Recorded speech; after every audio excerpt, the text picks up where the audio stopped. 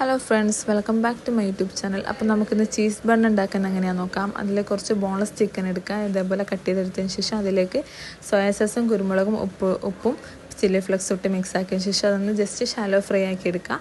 അതിനുശേഷം ഒരു പാൻ എടുത്തിട്ട് ഒരു 2 കഷ്ണം ബട്ടർ ഇട്ട് കൊടുക്കുക. അതൊന്ന് നല്ലോണം മെൽറ്റായി വരുന്ന സമയത്ത് ഒരു ടേബിൾ സ്പൂൺ മൈദ ഇട്ട് കൊടുക്കുക. അത് നല്ലോണം ചൂടായി വരുന്ന സമയത്ത് ഒരു ഇത്തിരി പാൽ ഒഴിച്ചിട്ട് അതൊന്ന് നല്ലോണം മെൽറ്റാക്കി എടുക്കുക കേട്ടോ. അതിലേക്ക് പിന്നെ ഒറിഗാനോ, അതുപോലെ തന്നെ ചില്ലി ഫ്ലെക്സ്, കുരുമുളകിൻ്റെ പൊടി, പിന്നെ ഉപ്പ്, അതുപോലെ തന്നെ വെളുത്തുള്ളി ഇടുന്നുണ്ട് കേട്ടോ. ഇതിൽ വീഡിയോ സ്കിപ്പായിപ്പോയി. പിന്നെ കുറച്ച് ക്യാപ്സിക്കം ഇതിലേക്ക് ആഡ് ചെയ്ത് കൊടുക്കുക, ചെറുതായി കട്ട് ചെയ്തത് കേട്ടോ.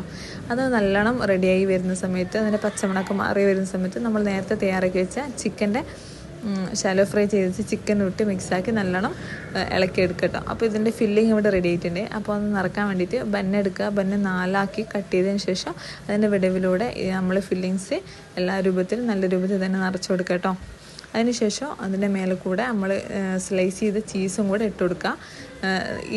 ഈ വിടവിലൂടെ 4 സൈഡിലേക്കും നമ്മൾ സ്ലൈസ് ചെയ്ത ചീസ് ഇട്ട് കൊടുത്തതിന് ശേഷം അതിന് മേലെ കൂടെ കുറച്ച് ബട്ടറും പിന്നെ മല്ലിച്ചപ്പും മിക്സാക്കിയൊരു മിക്സ് ഇതിൻ്റെ മേലെ കൂടെ ഒന്ന് ഇതാക്കി കൊടുക്കട്ടോ.